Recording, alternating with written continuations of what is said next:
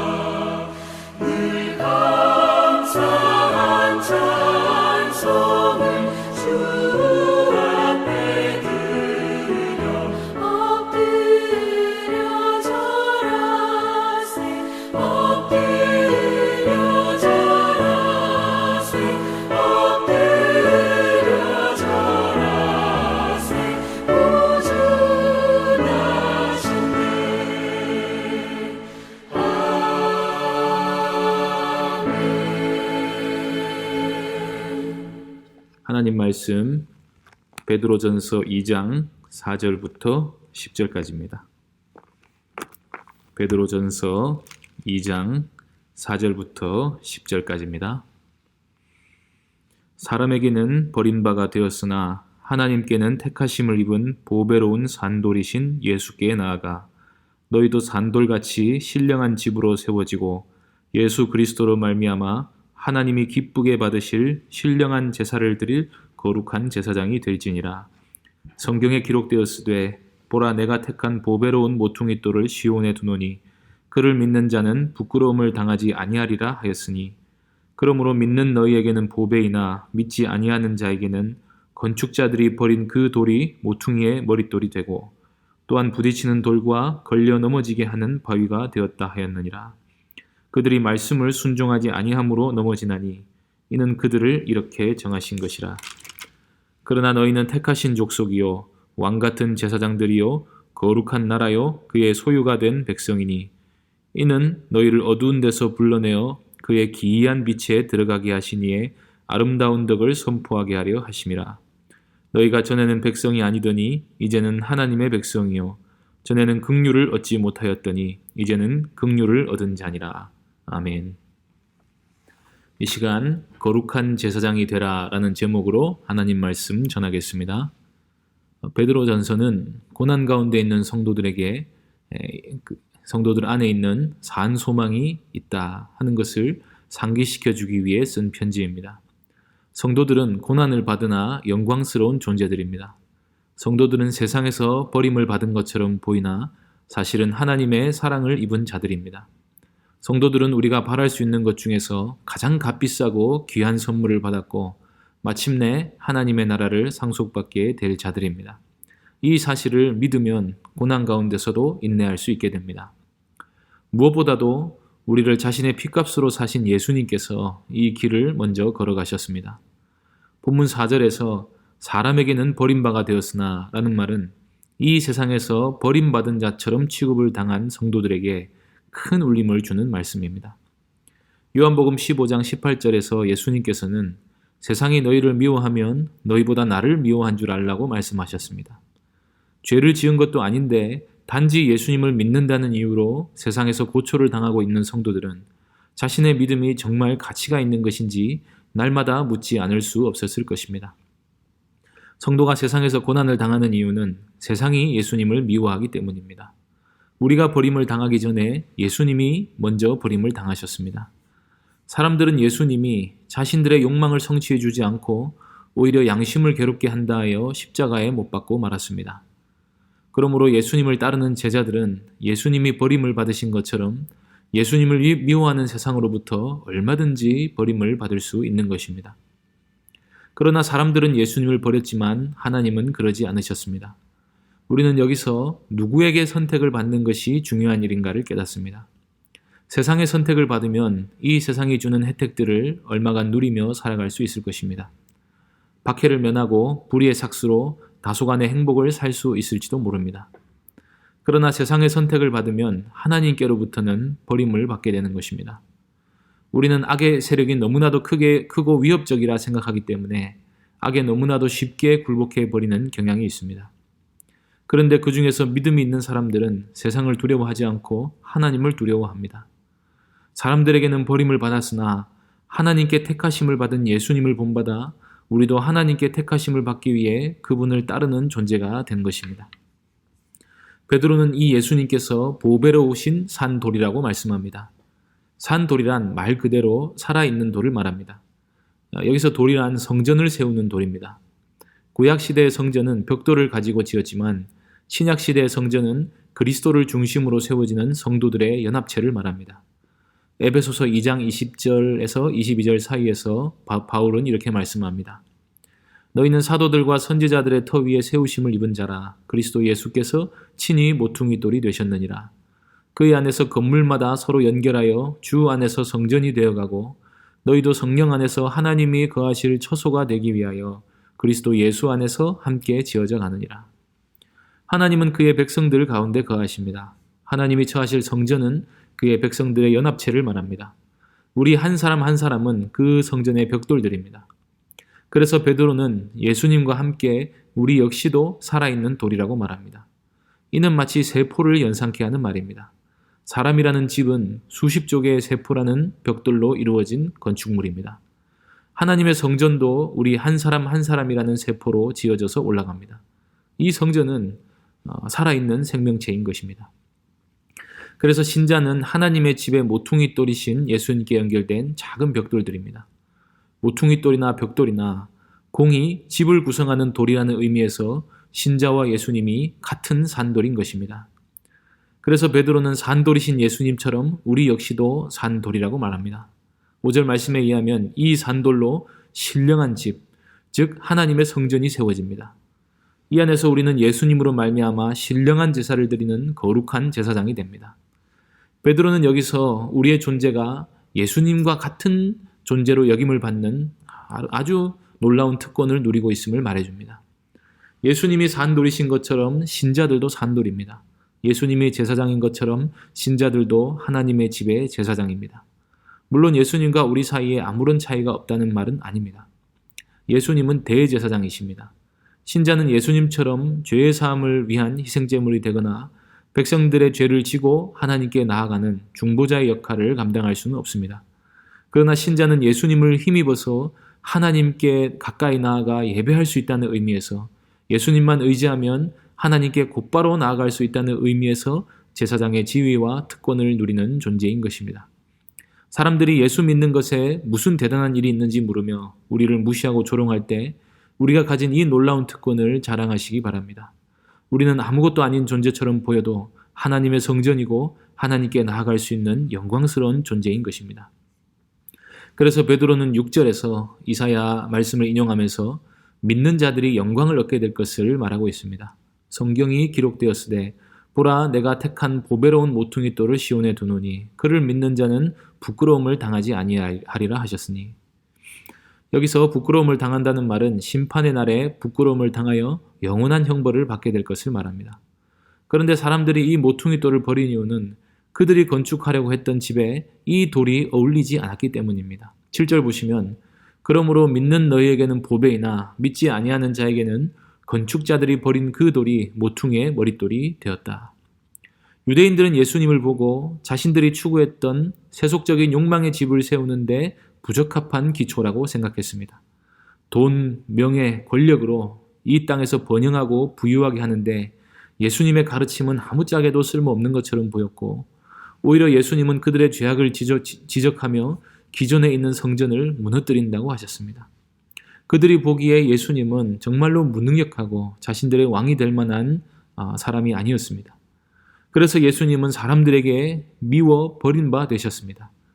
그렇게 건축자들이 예수님을 버렸는데 그 돌이 놀랍게도 성전의 기초석이 된 것입니다.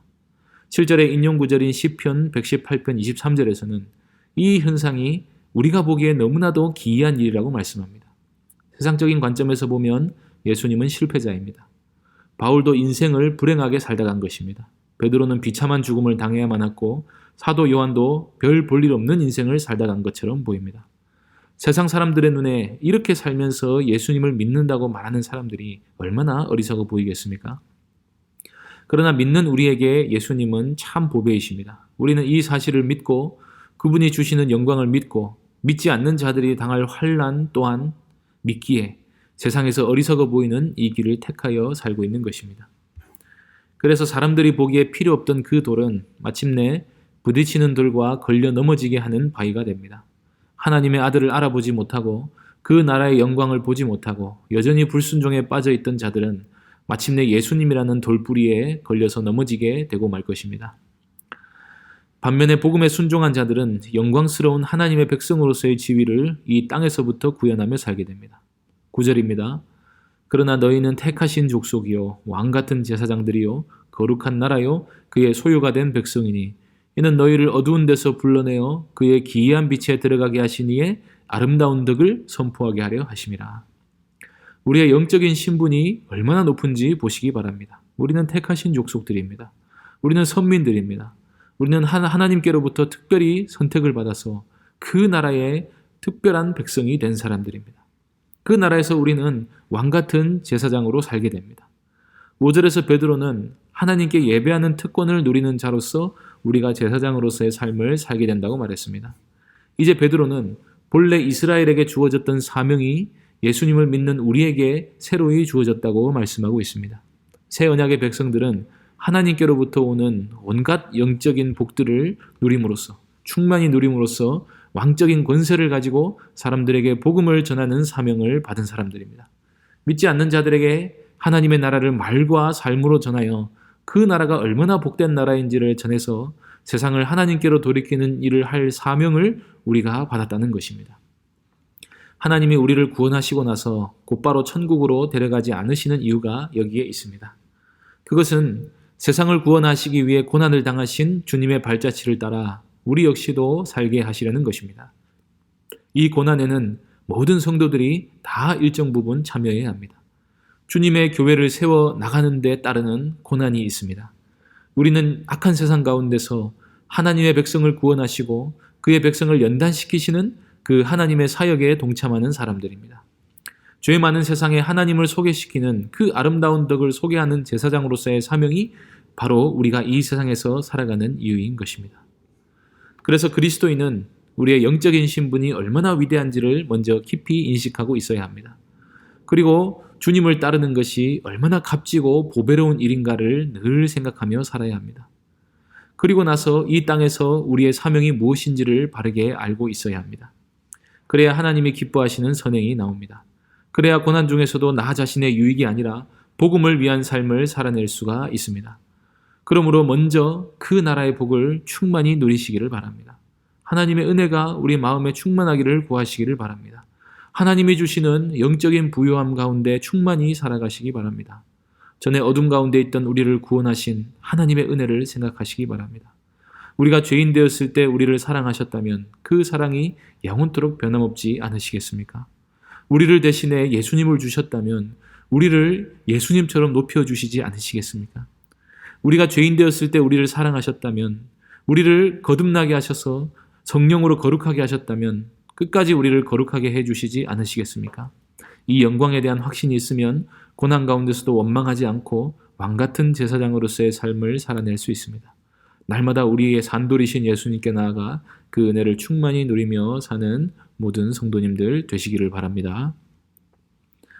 하나님 아버지, 오늘 저희에게 귀한 말씀 주셔서 우리가 이 세상에서 버림받은 것 같을 때 우리를 대신해 죽으시기 위하여 먼저 버림을 받으신 그 예수님을 생각하게 하여 주시니 감사합니다.